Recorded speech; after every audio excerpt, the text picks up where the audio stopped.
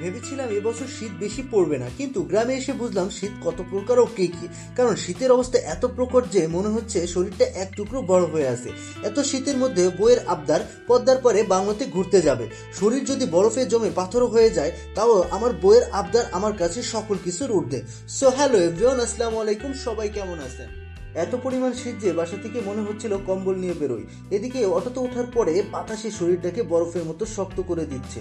সূর্য ওঠার কোনো নামই নেই। 4 দিন যাবৎ শীতের অবস্থা মারাত্মক। এত পরিমাণ শীত যে আমরা একে অন্যকে শক্ত করে ধরে বসে রইলাম। শীতের অবস্থা দেখে বউ বলতেছে চলো বাসার দিকে ফিরে যাই, কিন্তু এটা একদমই সম্ভব না। যত কষ্ট হোক না কেন বউয়ের চাওয়াটা আমার কাছে অনেক বেশি দামি। যাই হোক, আমরা অলরেডি বাংলাতে চলে আসছি। এখানে আমি অনেকবার আসছি।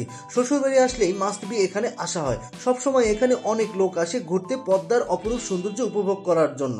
আজকে প্রচন্ড শীত থাকায় লোকজনের সমাগম একদমই কম।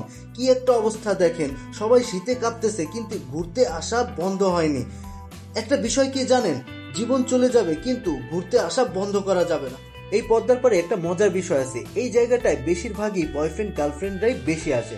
যেমনটা আমার সামনে দেখেন, কি সুন্দর প্রেম পদ্মার পারে এসে এত শীতের মধ্যে। আহা, রিয়েল ভালোবাসা। বেঁচে থাকুক আপনাদের ভালোবাসা। ভালোবাসা সুন্দর যদি ভালোবাসার মানুষটির ভালোবাসা পবিত্র হয়। যেমনটি আমার কথাই বলি, আমার ভালোবাসার মানুষটি আমার কাছে হীরের চেয়েও দামি। অনেক বেশি ভালোবাসি তোমার। সবার উদ্দেশ্যে একটা কথা বলতে চাই, জীবনের লং জার্নির এই কঠিন পথ পাড়ি দিতে হলে একজন প্রকৃত অনেস্ট জীবন সঙ্গিনী দরকার, যে আপনাকে শত বিপদেও ভালোবেসে পাশে থেকে সাপোর্ট দিয়ে যাবে সারা জীবন। তাই পার্সোনালি সবার কাছে আমার রিকোয়েস্ট, আপনাদের ভালোবাসার মানুষটাকে আগলে রাখুন। কারণ যদি কখনো হারিয়ে যায় তখন বুঝবেন কত দামি জিনিস জীবন থেকে হারিয়ে ফেলেছেন। তখন শত চেষ্টা করেও মানুষটিকে আর কখনো ফিরে পাবেন না। So guys, sorry to say, একটু বেশি ইমোশনাল হয়ে পড়েছিলাম।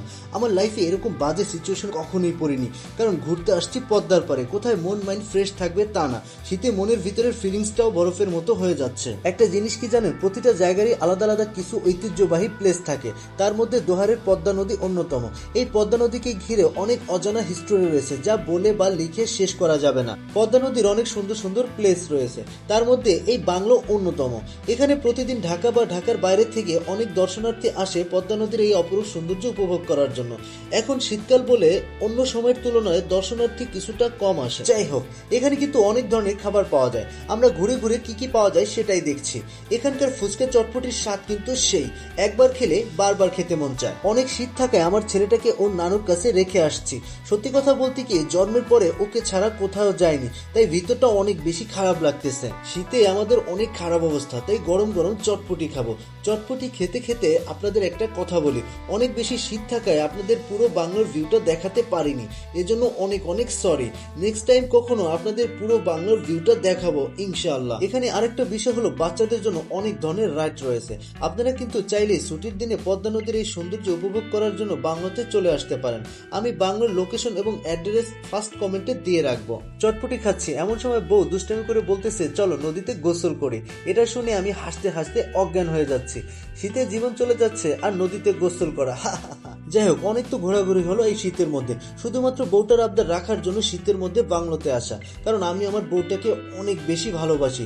ও আমার কাছে কিছু চাইলে যতক্ষণ না দিতে পারি ততক্ষণ পর্যন্ত মনের ভিতরে অশান্তি কাজ করে। তাই সদা সর্বদা চেষ্টা করি বউটাকে হ্যাপি রাখার জন্য।